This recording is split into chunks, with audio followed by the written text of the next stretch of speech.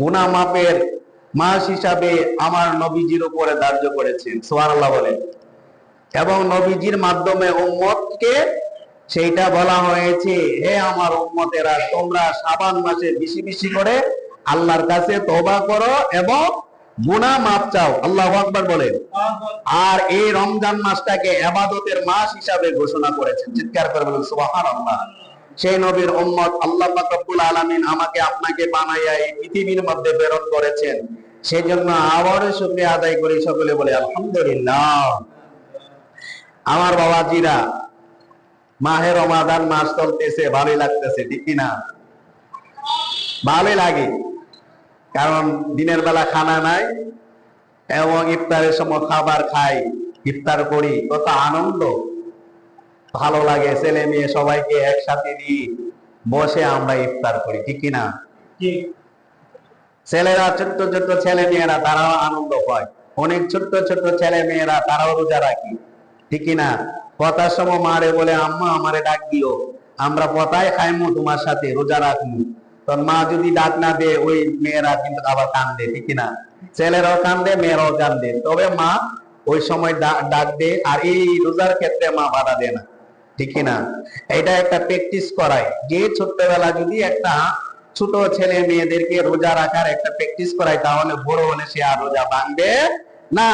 আবার কিছু কিছু মা আছে যে ছেলে মেয়েদেরকে রোজা রাখতে বাধা দেয়, ঠিক কিনা? তো তোমার শরীর নষ্ট হয়ে যাবে, সামনে পরীক্ষা আছে, এই সে অনেক কিছু কথা বলে, না তোমার এখনো বয়স হয় না রোজা রাখা, এইরকম কথা বলে কি বলে না? বলে।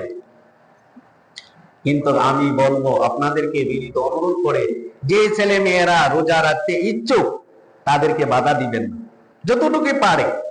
জোহর পর্যন্ত যদি সে পারে, জোহর পর্যন্ত রাখুক। এরপর যদি বলে যে মেয়ে ছেলে, যে আম্মা আমার রোজা খিদা লাগছে, বাঙ্গেলাম, তো বাঙ্গেলা, অসুবিধা নাই, তার এতটুকু তো প্র্যাকটিস হয়েছে। আবার আসরের সময় যদিও বলে, তাহলে আপনি বলতে পারেন, ঠিক আছে তুমি যদি ভেঙে ফেলো অসুবিধা নাই, ভাঙতে পারো। আলহামদুলিল্লাহ, আমার মেয়েরা ইনশাআল্লাহ রোজা রাখে, ছোট 8 বছর, একটা 6 বছর, আজকে রোজা রাখছে। তো তারা প্র্যাকটিস করতেছে, রোজা রাখি।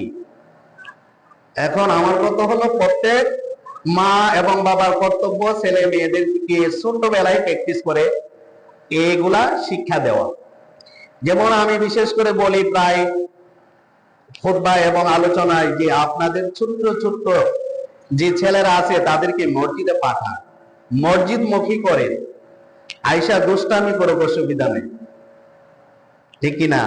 আয়সা দুষ্টামি করুক, অসুবিধা নাই, কিন্তু সে মসজিদ মুখী হচ্ছে, নামাজ শিখতেছে, নামাজ পড়তেছে। একজন মানুষ নামাজ পড়ে, তারে দেখে দেখে অনুসরণ করে সেও নামাজ পড়ে, ঠিক কিনা? দেখবেন সে যেভাবে রুকু দেয়, ওই ছোট্ট ছেলেটাও রুকু দেয়। আর যদি ওই ছেলেটা আবার আরেকজন যদি সিজদায় দেয়, তাহলে ওই ছোট্ট ছেলেরা আবার ওরে অনুসরণ করে সিজদা দেয়। এজন্য আমি বলি যে আপনাদের ছেলে মেয়ে, বিশেষ করে ছেলেদেরকে আঙ্গুলে ধরে আস্তে আস্তে তাদেরকে মসজিদ মুখী করুন, নামাজে আনুন। দুষ্টামি করো, অসুবিধা নাই।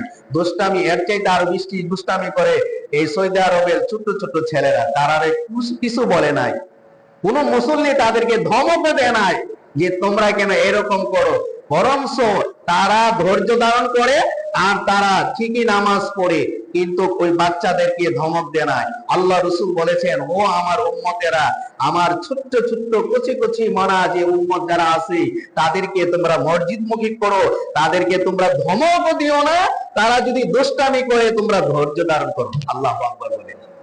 তারা কি ফেরেশতা? আল্লাহু আকবার বলে। আমার আর আপনার তারার বোঝ এক নয়, ঠিক কিনা? তারা হইলে একজন ফেরেশতা। এই জন্য আমি আপনাদেরকে বিনীত অনুরোধ করব, আপনাদের ছোট্ট ছোট্ট ছেলে মেয়ে, বিশেষ করে ছেলেদেরকে নিয়ে আসবেন আর নামাজি মুখী করবেন। এবং কেউ যদি রোজা রাখতে চায়, বাধা দিবেন না, তাকে রোজা রাখার চেষ্টা করবেন। যদি আপনি বাধা দেন, দেখা গেল বড় হইল, বড় হওয়ার বলে সে আর রোজা রাখবে না, তার প্র্যাকটিস না। এই জন্য আমি বলি, আমার যুবক ভাইয়েরা, রোজা রাখার জন্য আপনার ছেলে মেয়েদেরকে আগ্রহ যদি কেউ করে, তাদেরকে বাধা দিবেন না, তাদেরকে রোজা রাখার জন্য আপনি তাদেরকে আগ্রহ সৃষ্টি করবেন। বাবা রে, তুমি রোজা রাখো, অসুবিধা নাই, তুমি যতক্ষণ পর্যন্ত রোজা রাখার তোমার সময়, অর্থাৎ একটার সময় যদি তার খিদা লেগে যায়, ওই সময় যদি ওই ছোট্ট ছেলেটা রোজা ভেঙে ফেলে, তারে বাধা দিবেন নাই, সে রোজা ভেঙে ফেলো, অসুবিধা নাই। কিন্তু আমি আপনি যারা আছেন, আমাদের প্রত্যেকে রোজা রাখতে হবে, আমাদের প্রত্যেকে রোজা রাখতে হবে, রোজা ছাড়া যাবে না। রোজা এমন একটা আবাদত, যে আবাদত আল্লাহ স্বয়ং এর প্রতিদান দিবেন। সুবহানাল্লাহ বলেন। কে দিবেন প্রতিদান? আল্লাহ নিজে স্বয়ং। তাহলে রোজা রাখতে হবে। যদি কারো সমস্যা হয়, তাহলে তাদেরকে আল্লাহ বিধান দিয়েছেন, রোজা ভেঙে গেল, আল্লাহু আকবার বলেন। আল্লাহ তার বান্দাদের কষ্ট হোক এইরকম চায় না। আল্লাহ তার বান্দা বান্দীদের কষ্ট হোক এরকম চাই না। আল্লাহ বলেন, তোমার যদি অসুবিধা হয় তাহলে রোজা ভেঙে ফেলো, এটা কায়দা করে নিবাই, পরবর্তীতে তুমি সে রোজাটা রাখবাই। আল্লাহু আকবার বলেন। তাহলে তুমি পরিপূর্ণ সব পাইবাই। এখন আপনি মুসাফির, আপনি কি করবেন? আপনার জন্য রোজা ভাঙ্গা আল্লাহর নির্দেশ। সুবহানাল্লাহ বলেন। মুসাফির অবস্থায় যে রোজাটা আপনি ভাঙবেন, ওই রোজাটা আবার পরবর্তীতে রাখবেন, সওয়াব পরিপূর্ণই পাবেন। সুবহানাল্লাহ বলেন।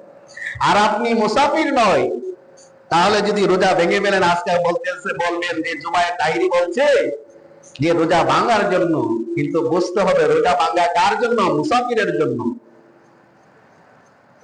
আবার আমার মা বোনরা যারা সমস্যা আছে তাদের জন্য। এটা আল্লাহর প্রদত্ত দেওয়া, ঠিক কিনা? এই সমস্যাটা কি আল্লাহর প্রদত্ত দেওয়া? এটা কারোর হাত নাই। কিন্তু পুরুষের ক্ষেত্রে যদি সে মুসাফির হয়, তাহলে তার জন্য রোজা ভাঙার বিধান আছে। এখন মুসাফির কত লোক আপনি জানতে হবে। আপনি বাড়ি থেকে রওনা দিলেন,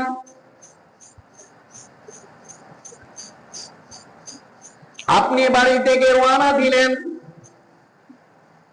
80 কিলোমিটার, ওই সময় ওই জায়গায় যদি আপনি রোজা রেখে যান, তাহলে আপনার জন্য, আপনি নিজে মুসাফির হয়ে যান, আপনার জন্য রোজা ভাঙা বিধান আছে। আমার যুবক ভাইরা, তাহলে আল্লাহ বলছেন মুসাফিরের জন্য রোজা ভাঙার আমি আল্লাহ বিধান করে দিলাম। তারপরে সেই রোজাটা আবার রাখতে হবে, রোজা ছাড়া যাবে না। কোন সময় রাখবেন? শাওয়াল মাসে।